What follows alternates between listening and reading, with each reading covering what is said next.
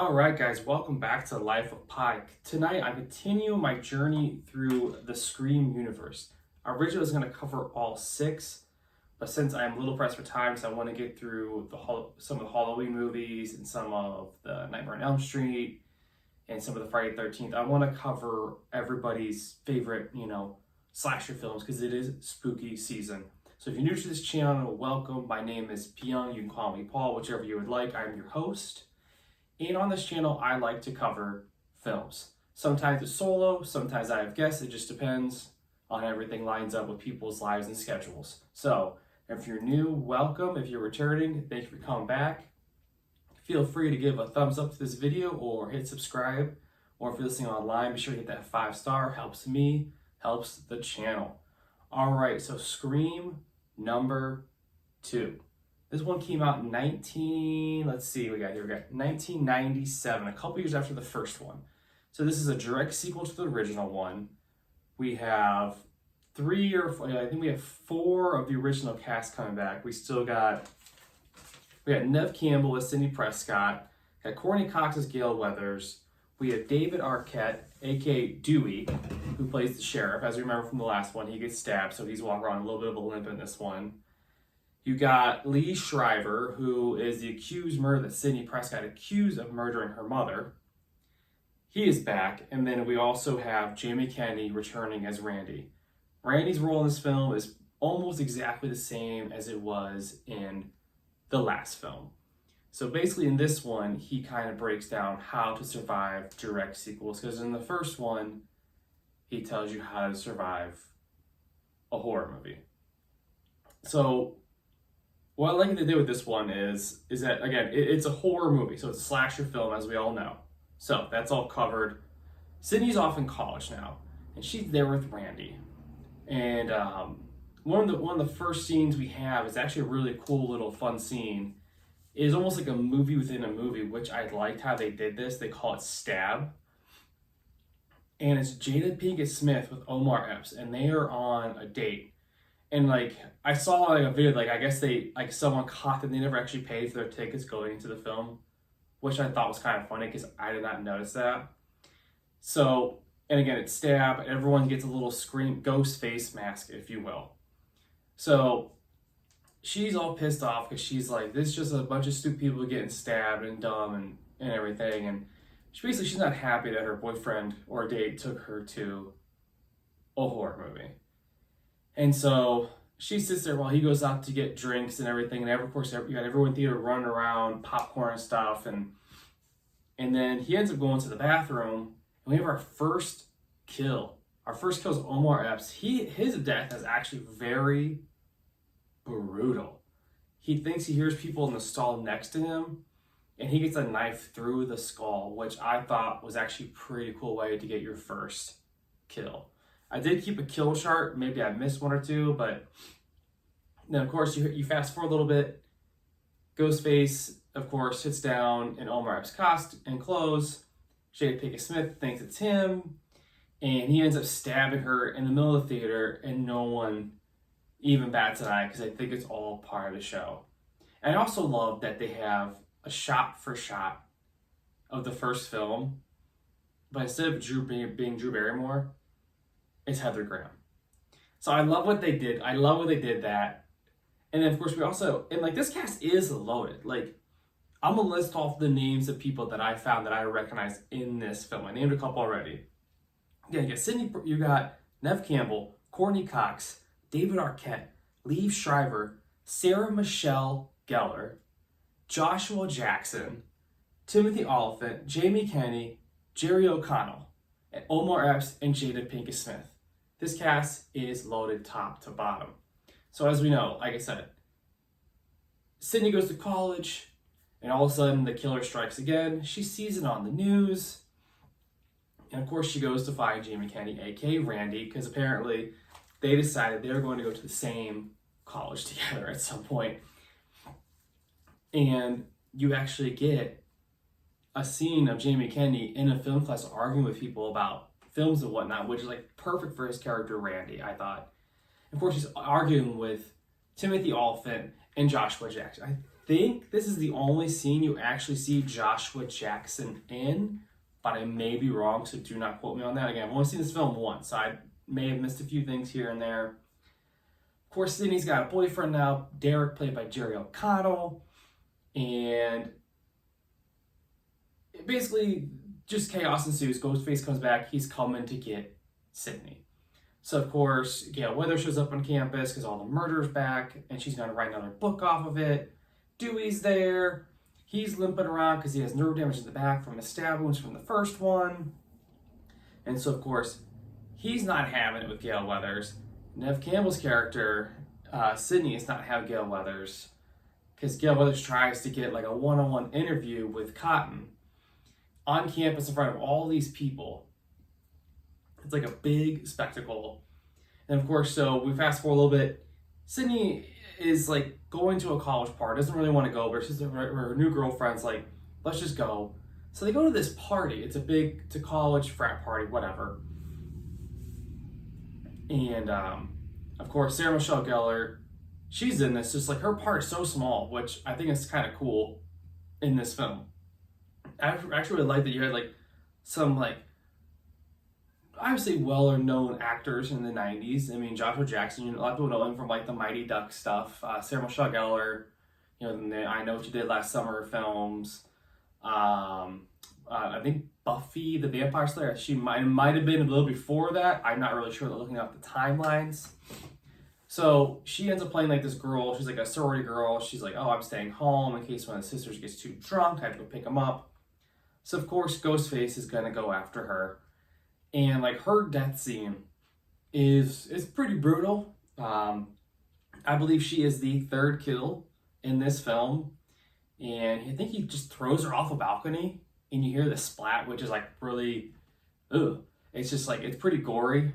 So they do a really good job in this film of not really holding back on the gore, I guess, and the blood against a slasher film. They shouldn't. So of course, everyone's freaking out. And then we fast forward a little bit. Ghostface is still on his rampage. Jerry O'Connell actually gets attacked by Ghostface. Derek gets attacked by Ghostface after he attacks Sydney in the house. So it's our first, I think it's our first showdown with Ghostface and Sydney in this film. And then, of course, she gets away, attacks Derek. Derek gets his arm sliced open. Of course, Sydney's already suspicious that this could be Ghostface. He only got cut. So she tells him he needs to go away, and he refuses to do that. Sings a weird song, sings I Think I Love You in front of the whole cafeteria. Super weird scene.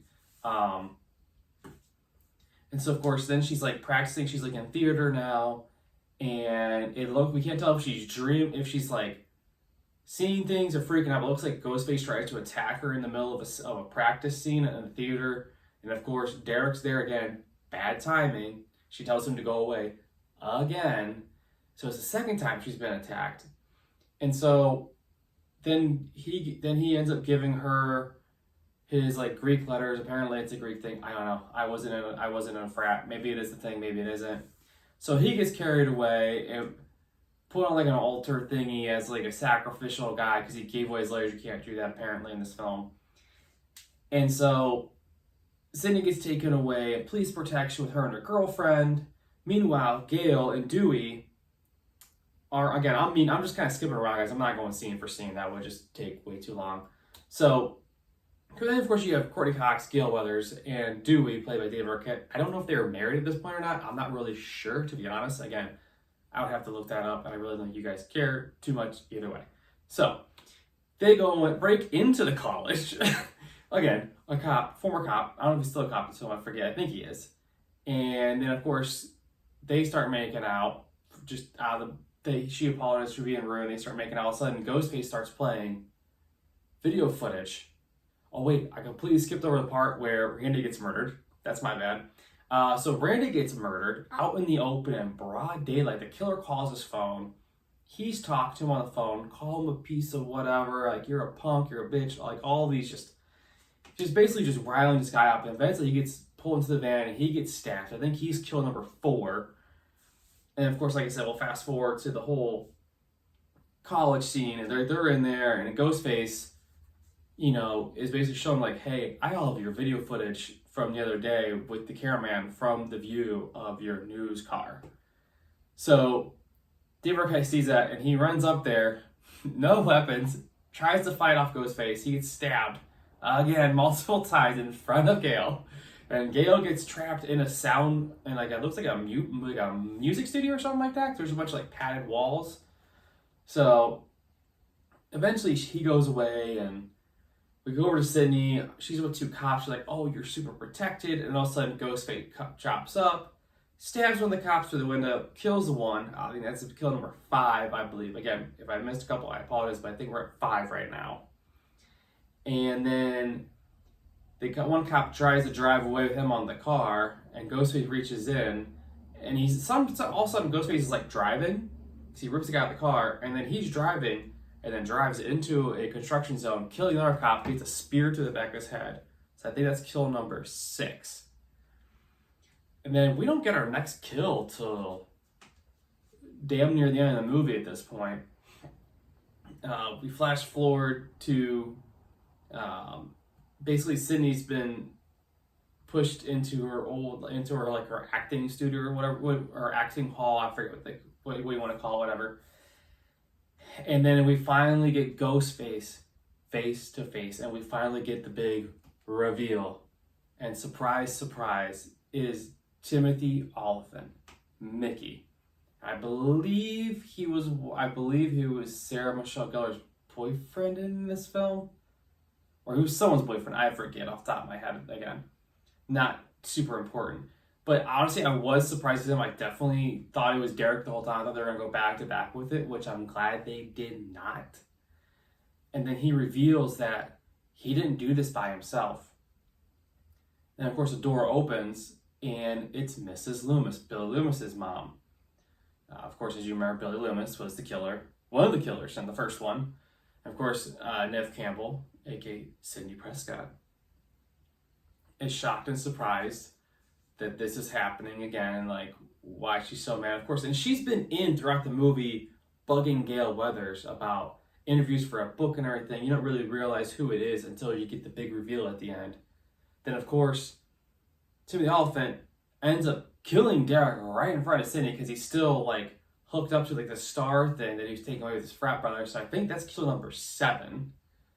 Like, I think I have to believe that's Ghostface's final kill, because we end up having like a double cross thing here at the end, which I kind of liked, which is the same thing as the first one, essentially. Mrs. Loomis shoots and kills Timothy Olyphant. Again, if I'm butchering his last name, I do apologize. That's how I've always said it, so.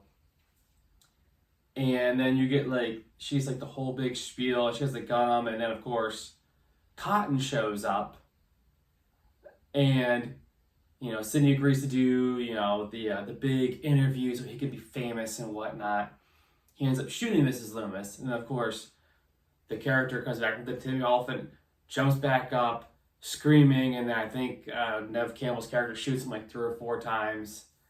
And then basically, like, it's over. I think Courtney Cox gets shot in the butt in that scene, or in the leg or something. She falls into, like, the choir pit. And so, again, I was just skimming through it. Overall, I thoroughly enjoyed this film. I really did. It's my first time really diving into the Scream series. It's a new thing for me, is getting to these slasher films. I've always been a big fan of the Halloween series, but it took me a couple years to get into.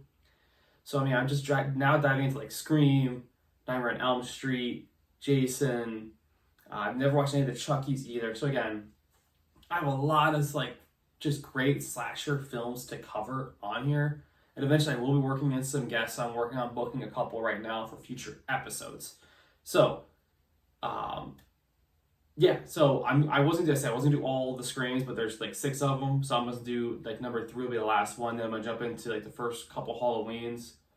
Then after that, I'll probably jump into Friday the 13th series, Nightmare on Elm Street. But next week, I may just do Friday the 13th, since next week is Friday the 13th. So be on the lookout for that. So these may be out of order in release date, just because how can I not do Friday the 13th on Friday the 13th? So again, I'm going to cover the Jasons, the Freddys, the Chuckies, Ghostface, all of your favorite slasher killers, Michael. So again, be on the lookout for that. Thank you guys again so much for the listens, the likes and subscribes here on YouTube, on Instagram, Twitter. You know, I'm on all of them on Facebook. So feel free again to like, subscribe, comment. Again, helps me, helps the channel grow. And I will talk to y'all next time here at the Life of Pi. And as always, I hope you've enjoyed your slice of pie.